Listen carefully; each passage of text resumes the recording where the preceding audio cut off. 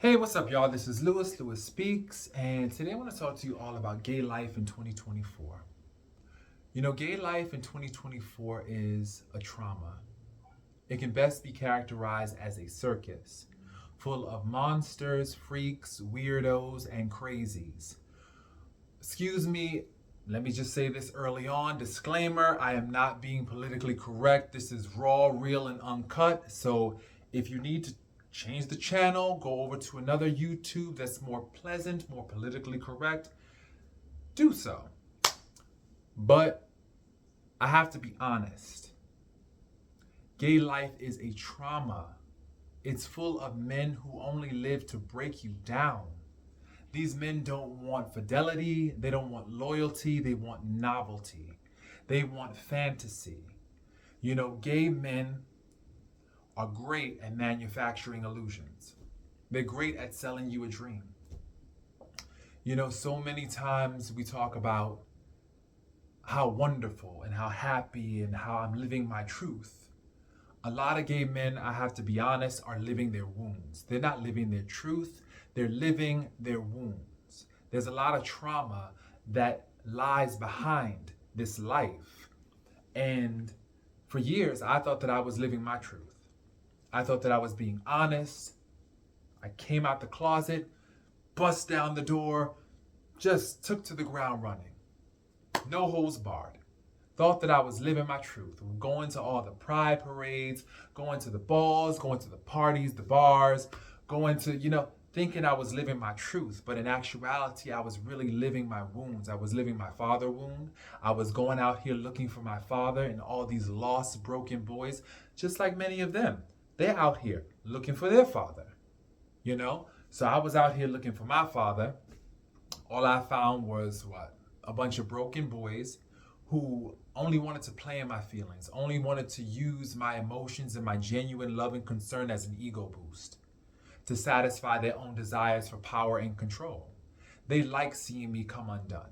They wanted me to continue to bleed out. And when I was younger, I was so emotional. Always crying behind some boy. I remember that, the bar down the street from me here, there was always some boy crying on the staircases, always some boy crying.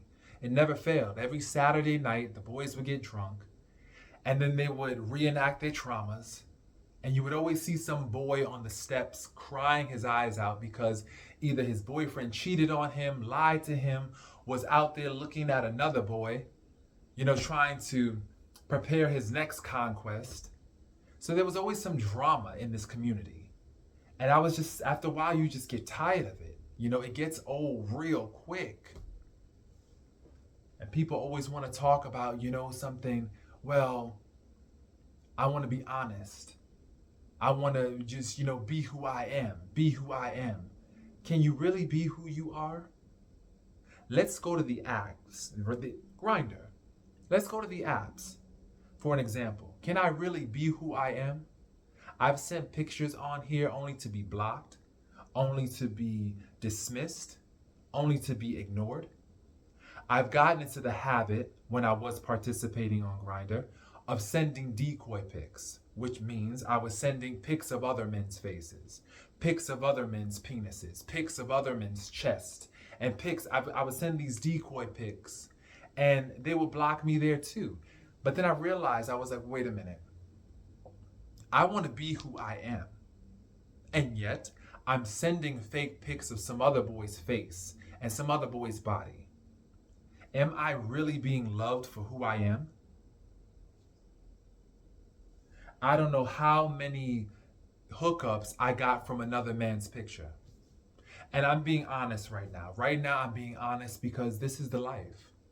You have to send somebody else's picture in order to get someone to come over to your home. And here's the truth. When a man has a penis in his face, regardless of the picture, he's going to suck it. I told you this is about to get raw. Now, when he has another penis in his face, he will not pass it up. He will not say, well, wait a minute, this doesn't look like the picture. I'm leaving. Nope. He will gobble that cock just like that. But the thing about it is the fact that I have to pretend to be someone else in order to get love here, or even a hookup. In order to get pleasure, I have to pretend to be someone else, right? And I pride myself on being good looking, right? But when I was sending my pictures out there, it felt like I was applying to jobs. I kept on sending out pictures and sending out resumes, statuses, and all this other stuff, only to get blocked, only to get ignored and rejected and passed up. It got exhausting.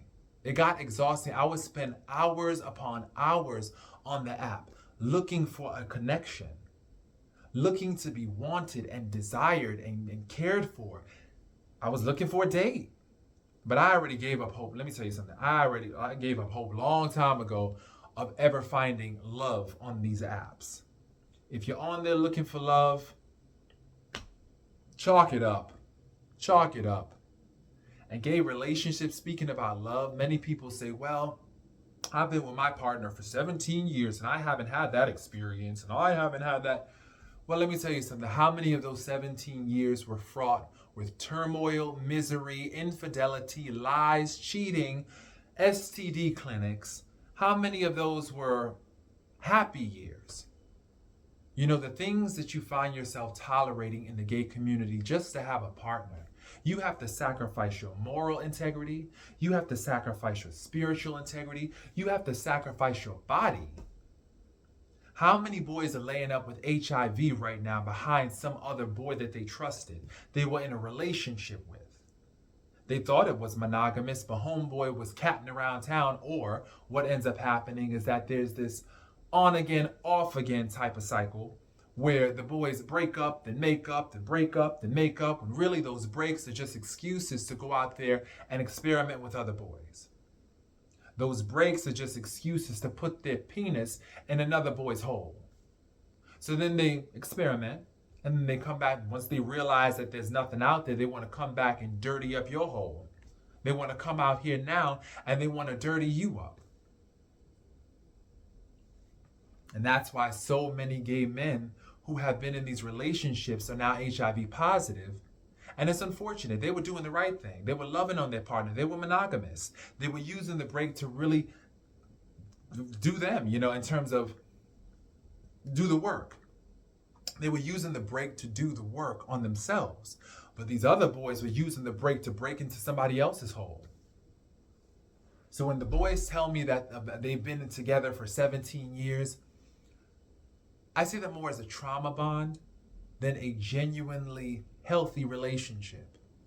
It's about two people that are just clinging to each other because of familiarity, because they want to break the gay curse of dying alone, because that's the gay curse, dying alone. That's the ultimate fear of most gay men, that they'll die alone, when the reality is they're gonna die alone.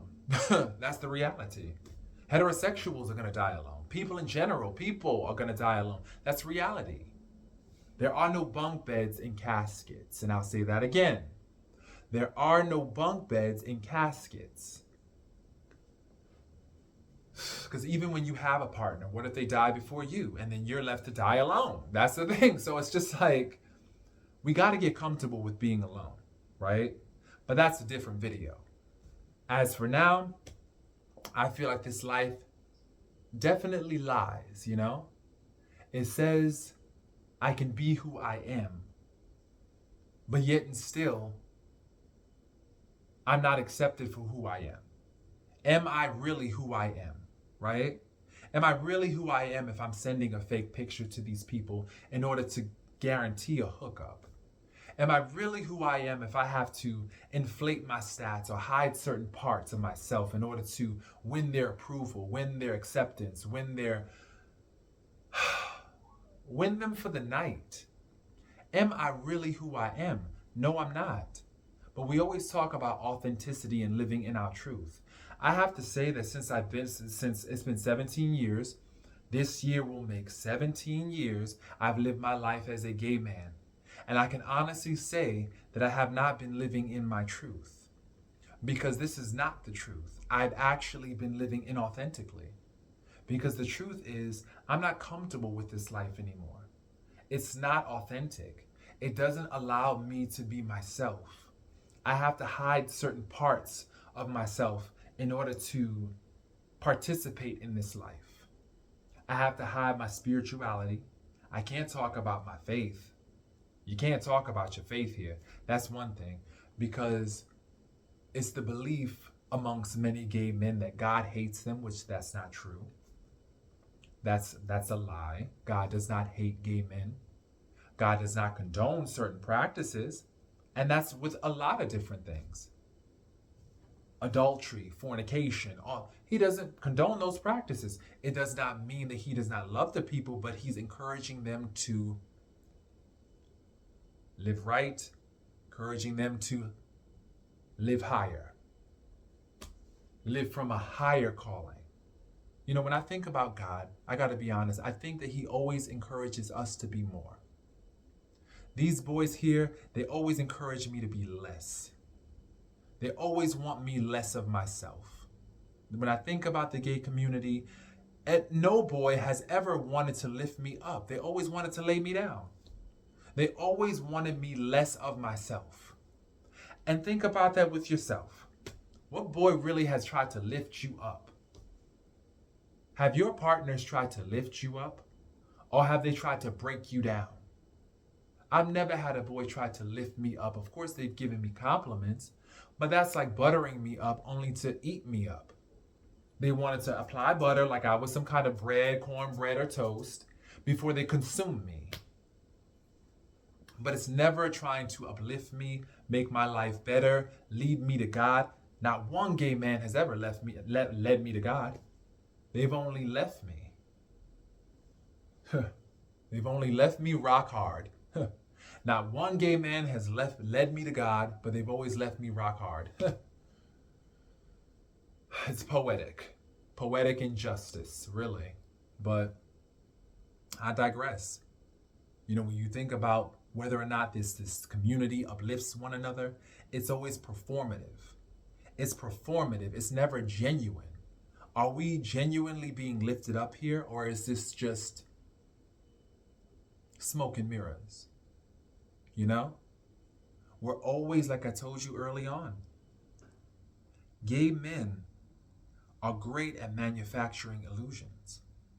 We live for fantasy.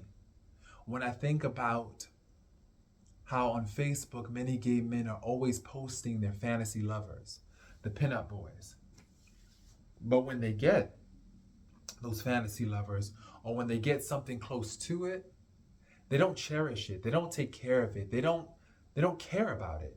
They just move on, because it's almost as though they struggle with this deep-seated feeling of unworthiness that doesn't allow them to really keep what they desire. Once they get it, they don't want it anymore. And that right there is a sign of, for one, low self-esteem, feelings of unworthiness, feelings of inadequacy, not feeling like you're deserving of something good. You always have to chase something that is outside of your ability to get it, If it's something that you can attain, you don't want it.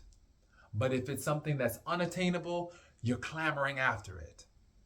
That's why the best thing a man can do in the gay life is say no. That's the best thing he could do for his life, is say hell no.